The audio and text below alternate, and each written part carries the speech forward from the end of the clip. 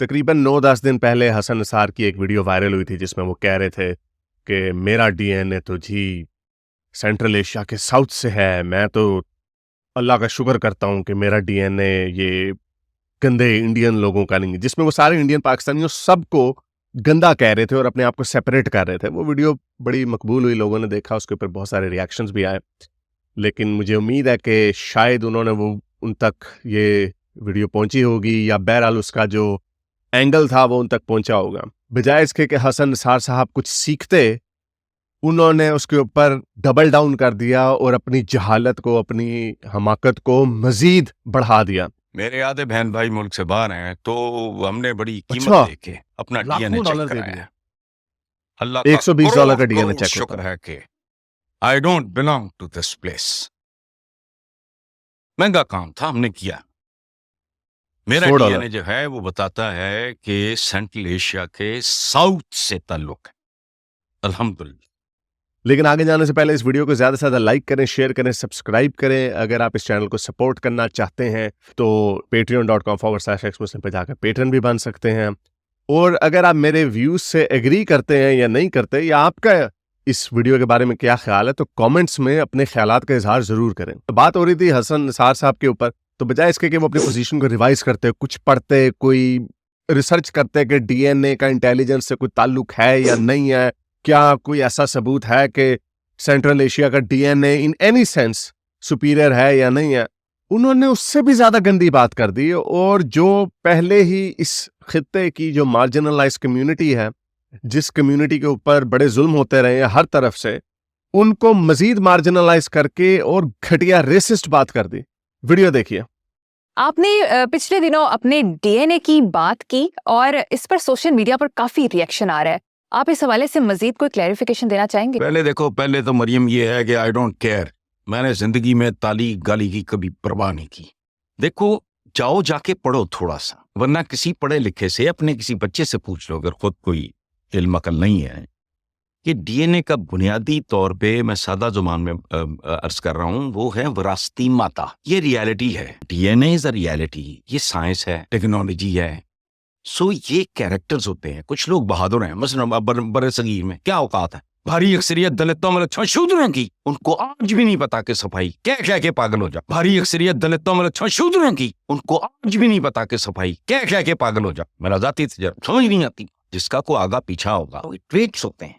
ये दलित मलित शूद्रों, इनकी जिंदगियां कभी पढ़ के देखो। सो ये इसमें कोई बुरा या अच्छा मनाने वाली बात नहीं है। इससे मिजाजों का मेरा चूंकि ये तकिया कलाम था, तो मुझे सम फ्रेंड पॉइंटेड आउट कि तूने कभी कराया। मैंने कहा नहीं, मेरी 3-4 बहनें बाहर हैं, हमने वो करवाया, सारा आ गया। खुशी हुई मुझे कि मैं दलित मलित शूद्र नहीं हूं, सेंट्रल एशिया का साउथ वो ओरिजिन है हमारा, खत्म। और एक बात सुन लो, ये जो मिथ है ना, जहालत की वजह से इंसान बराबर है, इंसान हरगिज़ बराबर नहीं। चोर और साध बराबर हो सकता है। तो देखा आपने कि बजाय वो अपनी पुरानी स्टेटमेंट के ऊपर शर्मिंदा होते, क्लैरिफाई करने की कोशिश करते, चलो झूठे मुंह एक्सप्लेन करने की कोशिश कर देते कि नहीं, मैं थोड़ा सा मिसस्पोक कर गया, उन्होंने डबल डाउन करके ये कहा कि शूदर लोग जो होते हैं वो गंदे लोग होते हैं। इनकी यानी बेसिकली ही सही कि ये गंदा होना उनके अंदर इनबिल्ट है। मैं पहले जो हमारी जो जितने भी दलित्स हैं या जितने भी जो भी कास्ट हैं जिनको मार्जिनलाइज रखा गया है या जिनको पूरा समझा जाता है, तो पहले एज अ पाकिस्तानी मैं आपको ये कह दूं कि इस तरह के जो खड़ूस लोग हैं वो हमारे मुल्क में हैं, और एक ये बूढ़ी सोच है। अनफॉर्चुनेटली इनके ये खड़ूस लोग जब इस दुनिया से चले ही जाएंगे तो फिर ही सोच आगे जाएगी, और ये इंसानियत के लिए लेवल प्लेइंग फील्ड जो होनी चाहिए थी हमेशा से, वो अब होगी इन लोगों के जाने के बाद। एज अ पाकिस्तानी मैं आपको ये बताऊं कि पाकिस्तान में भी एक सोच ऐसी है जो इस तरह की कास्टिस्ट और रेसिस्ट बातों को नहीं मानती और उनको बड़े सख्त अल्फाज में कंडेम करती है। और इसका सबूत ये है कि जब हसन निसार ने ये भोंगियां मारी थीं, तो हसन निसार साहब के ऊपर बहुत तरफ से क्रिटिसिज्म आया था। इवन के, मुझे कहना पड़ेगा, इवन के मुसलमानों की तरफ से भी क्रिटिसिज्म आया था। और दूसरी बात ये कि मुसलमान जो है वो तो बड़े फख्र से हिंदुओं के ऊपर क्रिटिसाइज इस बात पे करते हैं कि ये तो इनके अंदर हिंदुओं में कास्टिज्म बहुत है, हम मुसलमानों में कास्टिज्म नहीं है, इस्लाम में सब बराबर हैं, सफ़ें बराबर हैं, गरीब भी और अमीर भी सारे एक ही सफ में खड़े होके अल्लाह के सामने सजदा करते हैं, वगैरह वगैरह। तो हम तो कास्टिस्ट नहीं है। और इंडिया में इस्लाम जो फैला वो फैला इस वजह से क्योंकि दलितों में और इनके अंदर ये कास्ट की हायरार्की थी, जिसकी वजह से इस्लाम जो कि नॉन कास्टिस्ट है उसने किया। तो आप तो ये कहते हैं, तो ये कौन से साहब फिर से कास्टिस्ट बन गए? तो इनकी हर चीज के अंदर, बल्कि इस्लामी पॉइंट ऑफ व्यू से भी ये गलत है। हालांकि मेरे से बड़ा कोई इस्लाम का नाकिद नहीं है, लेकिन जिस चीज पे ये हिंदुओं का मजाक उड़ाते हैं ये खुद भी वही हैं। और एंड में इन्होंने कहा कि ये मिथ है कि सारे इंसान बराबर नहीं होते। हमें पता है सारे इंसान बराबर नहीं होते, लेकिन इंसानों की कैटेगराइजेशन उनकी स्किन कलर के ऊपर नहीं होती। वरना हसन निसार साहब, आप बाहर के मुल्क में जाएंगे आपको लोग छितर मारेंगे जैसी आपकी शक्ल है, आपकी स्किन कलर के ऊपर, या मेरी भी। लेकिन इंसानों के मुआशरे ऐसे नहीं बनते। हमें भी पता कई लोग डॉक्टर होते हैं, कई लोग इंजीनियर होते हैं, कई इतने मेंटली इतने पढ़ लिख के नहीं बढ़ सकते। इसके पीछे बहुत सारे मुहर्रिकात होते हैं, सोशियो इकोनॉमिक फैक्टर्स होते हैं।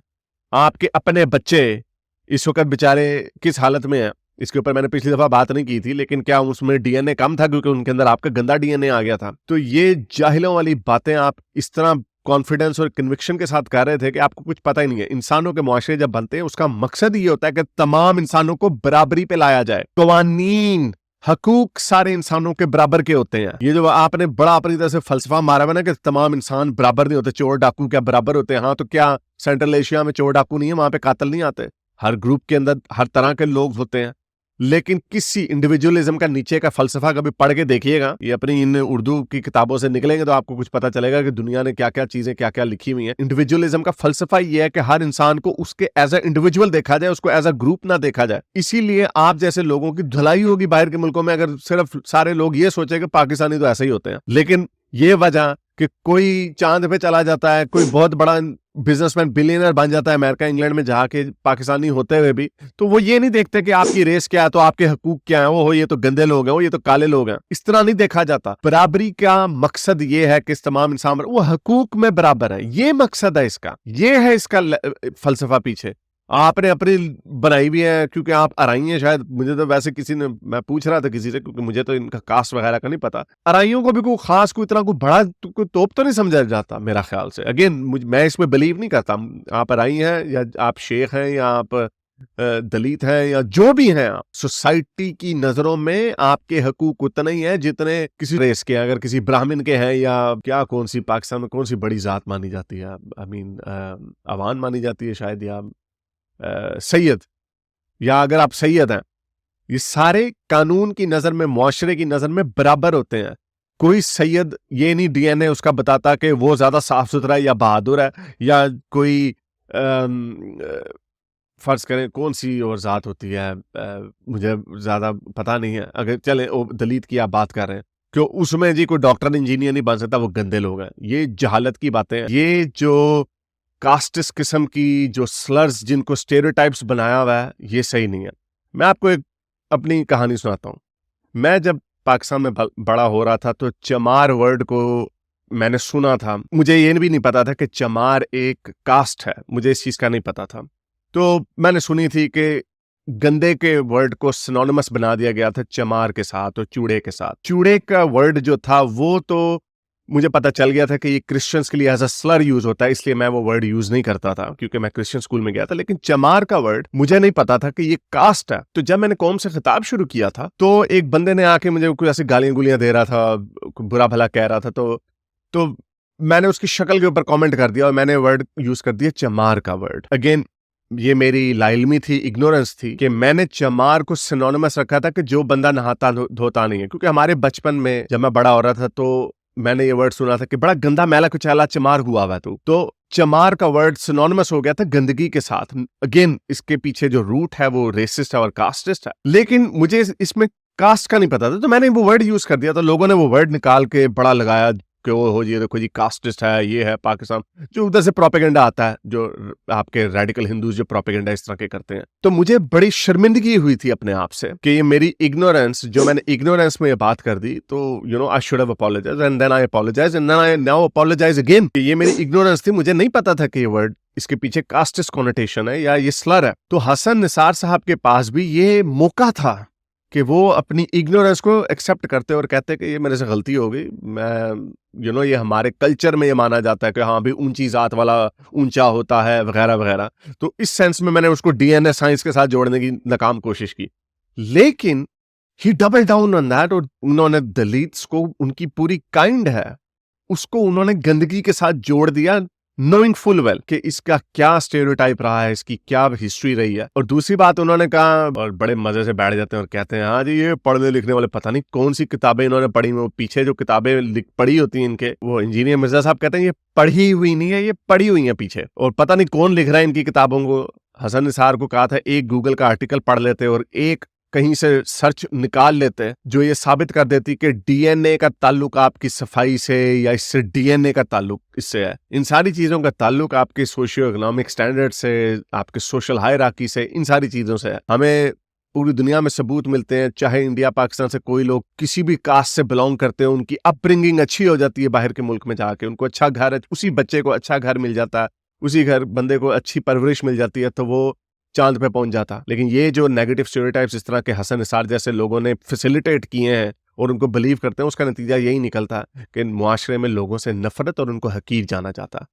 तो उम्मीद करता हूँ आपको आज की वीडियो पसंद आई होगी। आप क्या मेरे व्यूज पॉइंट से एग्री करते हैं, क्या आप हसन निसार की गंदी बातों से एग्री करते हैं, तो कमेंट्स में जरूर लिख के इजहार करें। अगर इस चैनल को सपोर्ट करना चाहते हैं तो patreon.com/xmuslim पे जाकर पेट्रन भी बन सकते हैं, या फिर सुपर थैंक्स के बटन को दबा सकते हैं। अगर कुछ नहीं कर सकते तो वो नीचे लाइक का बटन जो है कम से कम वो दबा सकते हैं। अब तक के लिए इतना ही, अगली वीडियो तक साइंस हाफिज। अगर आपको मेरी ये वीडियो अच्छी लगी तो मेरे चैनल के मेंबर बनिए, पेट्रन बनिए, या फिर आप मुझे बाय मी या कॉफी में भी सपोर्ट कर सकते हैं।